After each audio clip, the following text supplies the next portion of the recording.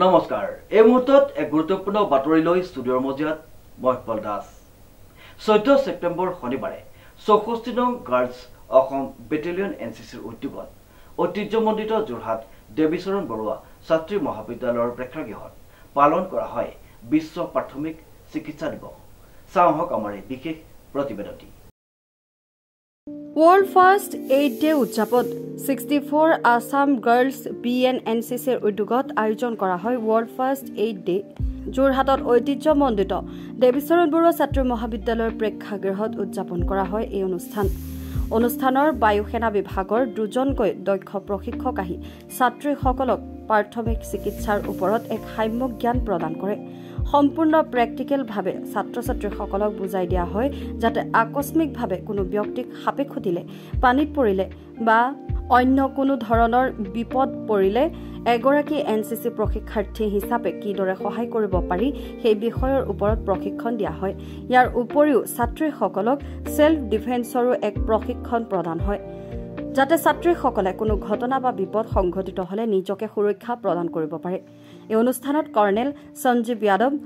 Subedar major ঈশ্বৰ সিং, সুবেদাৰ সঞ্জয় যাদৱ, হাবিলদাৰ কাৰা তলু, havildar RK ৰয়, NK ৰচন Kumar, NKC Rahul, havildar RK যাদৱৰ লগতে কেপ্টেইন দৰথী গোহাঁই মমিন, ANO জ্যোতিকা দলে, CTO সুনিন্দিতা বৰা, ৰুলি দত্ত উপস্থিত থাকে। আজি 14 ছেপ্টেম্বৰৰ দিনা আমাৰ এনচিচি যি যোৰহাট গ্ৰুপৰ অধীনত থকা 64 গাৰ্লছ বেটেলিয়নৰ সহযোগত ৱৰ্ল্ড ফাৰ্ষ্ট এইড ডে যিটো পালন কৰা হ'ল। আৰু ইয়াৰ একচুৱেলি মহত্বটো অতিকৈ বেছি, কাৰণ আমি জানো যে বহুত সময়ত আমি বহুত মানুহক দুৰ্ঘটনা হয় আৰু তেওঁলোকৰ কেতিয়াবা কোনো ধৰণৰ ট্ৰিটমেণ্ট তেওঁলোকে নাপায়, কাৰণ আমাৰ মানুহবিলাকে সেইবিলাকৰ বিষয়ে অৱগত নহয়, তেওঁলোকে নাজানে যে কি কৰিব লাগে। গতিকে এই যি বিষয় আজি ইয়াত আমাৰ প্ৰদৰ্শন কৰা হ'ল, আমাৰ এয়াৰফ'ৰ্চৰ পৰা দুজন আমাৰ নাৰ্ছিং ষ্টাফ আহিছিলে, তেওঁলোকে খুব ধুনীয়াকৈ ডেমনষ্ট্ৰেশ্যন দিছে আৰু খুব ভালদৰে আমাৰ যিসকল কেডেট আছে এই কেডেটসকলক এই বিষয়ে তেওঁলোকে ডেমনষ্ট্ৰেশ্যন যি শিকাইছে যে একেবাৰে প্ৰথম অৱস্থাত যিখিনি ফাৰ্ষ্ট এইড আমি প্ৰদান কৰিব পাৰোঁ সাধাৰণ মানুহ হিচাপে, তাৰ বাবে কোনো মেডিকেল নলেজ আমাৰ প্ৰয়োজন নাই। আমি 3টা মাত্ৰ ষ্টেপত আমি এজন ব্যক্তি যদি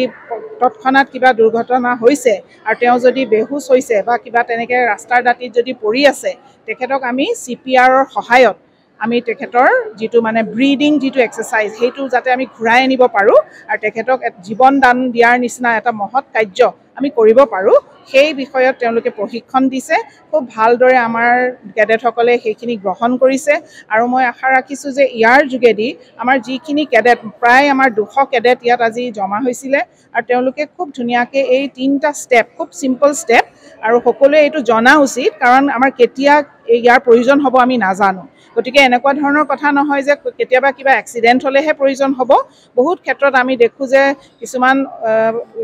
কাৰণত, যেনেকৈ ধৰক যদি কোনোবাই কুকুৰে কামোৰা এটা যদি আমি পেচেণ্ট পাওঁ বা যদি আমি কেতিয়াবা দেখিব সাপে খুটা পেচেণ্ট আমি লগ পাওঁ, আনকনচিয়াছ অৱস্থাত গুচি যায়, গতিকে সেই তেনেকুৱা অৱস্থাবিলাক থাকোঁতে আমি কি কৰিব লাগে, প্ৰথম অৱস্থাত আমি কি ফাৰ্ষ্ট এইড প্ৰদান কৰিলে সেই মানুহজন ৰক্ষা পৰিব, গতিকে সেই বিষয়ে প্ৰশিক্ষণ দিয়া হৈছে খুব ধুনীয়াকৈ। আৰু আমাৰ এই কেডেটসকলে ইয়াক মই ভাবোঁ যে নিশ্চয় তেওঁলোকে খুব ধুনীয়াকৈ শিকিছে আৰু অনাগত দিনত তেওঁলোকে সেইখিনি প্ৰয়োগ কৰিব পাৰিব, তাক ফলপ্ৰসূ কৰিব পাৰিব। আৰু তাৰ বাবে আমি আমাৰ যিসকল আহিছিলে নাৰ্ছিং এছিষ্টেণ্ট এয়াৰফ'ৰ্চৰ পৰা তেওঁলোককো ইয়াৰ চেগতে ধন্যবাদ জ্ঞাপন কৰিছোঁ। আমাৰ যি গ্ৰুপ হেডকোৱাৰ্টাৰ যোৰহাট গ্ৰুপৰ কমাণ্ডাৰ ছাৰক তেখেতকো ধন্যবাদ জ্ঞাপন কৰিছোঁ। এই সুন্দৰ এটা আয়োজন তেওঁলোকে কৰিলে আৰু ইয়াৰ যোগেদি মই